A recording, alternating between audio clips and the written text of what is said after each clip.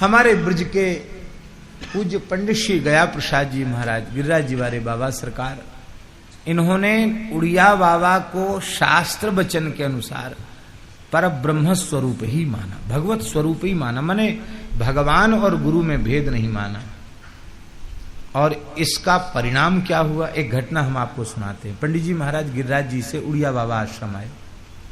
कभी कभी जब बाबा सरकार वहां विराजते तो पंडित जी आ जाते थे, दर्शन करते, सत्संग करते, फिर गिरिराज जी चले, पैदल पैदल आते, पैदल पैदल जाते। तो पंडित जी महाराज वहां पधारे, कभी रुक भी जाते थे, उनकी आज्ञा हो जाती, 2-4 दिन वहां उड़िया बाबा आश्रम में रुक भी जाते थे।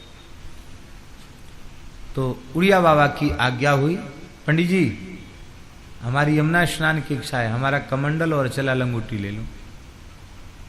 तो पंडित जी ने कमंडल ले लिया और अचला लंगोटी ले ली, और कुछ महात्मा और थे, सबके साथ उड़िया बाबा चले, जमुना जी किनारे आए। अब जो आज्ञा सदगुरु की भई उसी में बंधे पंडित जी, कमंडल और लंगोटी साफी लेके खड़े, ऐसे नहीं वहीं रख देते और गुरु जी से पहले घुस जाते भीतर जमुना जी में। गुरु जी की सेवा मिली है, कौपीन बहिर्वास लेकर के, कमंडल लेकर के खड़े हैं, और श्री उड़िया बाबा जल में थे और वो खेलने लगे जल में, और वो संतों के ऊपर जल उलीच रहे थे, और संत भी निर्मर्याद होकर उनके ऊपर जल उलीच रहे थे। तो आपके मन में यह नहीं आया उस समय कि देखो इतने सिद्ध महात्मा हैं और क्या चंचलता जल में कर रहे हैं, वो साथ वाले भी कैसे हैं जो ऐसे पानी उलीच रहे हैं उनके ऊपर, ये भाव पंडित जी को नहीं आया। पंडित जी कहने लगे कि वाह कैसी कृपा है, आज साक्षात सदगुरु भगवान को जल विहार को दर्शन है रहे हो गए। ऐसे कह के पंडित जी भाव विभोर हो गए।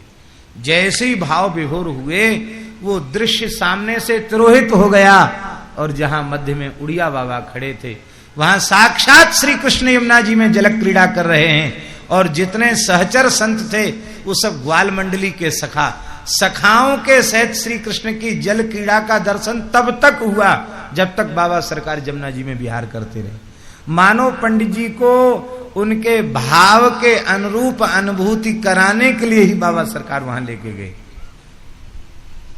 और बाहर आए तो पंडित जी तो बिल्कुल ऐसे है, वो तो समाधि लग गई उनकी। पंडित जी तब चेतना आई, गुरु जी सामने लंगोटी जला दिया और चले, साक्षात दर्शन।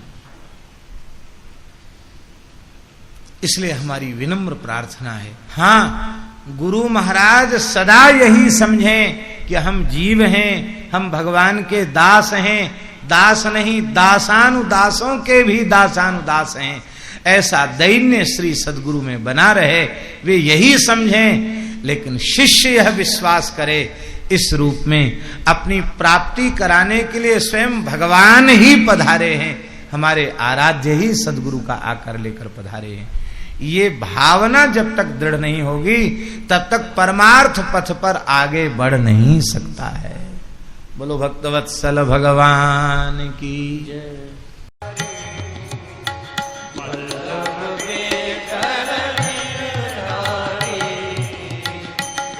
No.